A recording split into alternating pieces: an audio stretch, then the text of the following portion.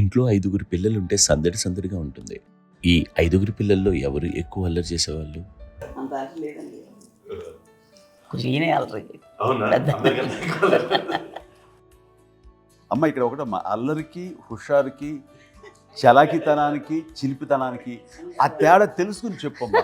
అల్లరి అంటే ఇప్పుడు నా ఇమేజ్ ఏమైపోద్ది, అల్లరి అంటే అల్లరుడు అని, నేనేమో చాలా రావుడు మంచి బాలుడు అనేలాగా నా ఇమేజ్ ఇది. నేను అలాగే చెప్తుండేవాడిని. నా ఉద్దేశం అదే. నువ్వేమో అల్లరి నన్ను అంటే చలాకితనం, అమ్మ అల్లరి అనుకుంది.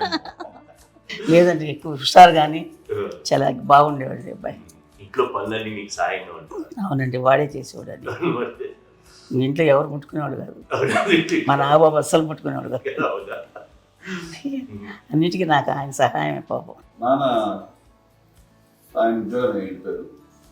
నేను పాక్కుంటూ అలాగా వెళుతూ వెళ్ళిపోయాను. నాకు తెలియదు. తర్వాత అమ్మ చెప్తుంటే నేరుగా మాత్రం పోలీసు కమ్మరకోలు ఉంది. నాది ఒక అది పెట్టి అది ఏడు కూర్చోతా ఏడుస్తున్నాను రోడ్డు మీద. ఏసరికి వాళ్ళు 3 years. సో నన్ను వాళ్ళు తీసుకెళ్ళి వాళ్ళు కమ్మరకోలు కూర్చోబెట్టారు. ఇక్కడికి ఏడుస్తాను, ఎవరి పిల్లడో తెలియదు వాళ్ళకి. సో అది ఒక గంట పోయిన తర్వాత అమ్మ ఎత్తుకుంటూ వాడు కూర్చోవాలి, చిన్నబిడ్డ మొత్తం పెట్టి అది వాడు చూసి ఈ అబ్బాయి అన్నారు. కాదు అనేసి అది సరిగ్గా చూడమని, ఈ అబ్బాయి మా అబ్బాయి అంటే ఏంటమ్మా అంటే కమర్గోలులో కింద కూర్చోబెట్టాడు కదా, మసంతా పూజేసుకున్నాగా అయిపోయింది.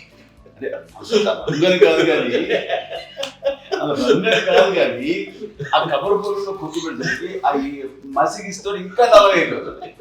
అంత నలుపుడు సార్ నా బిడ్డ కాదని అమ్మ వెళ్ళిపోతుంది. మళ్ళీ డౌట్ వచ్చి ఆగింది. ఆగి నా బిడ్డ థర్డ్ ఇస్ కటింగ్ డౌట్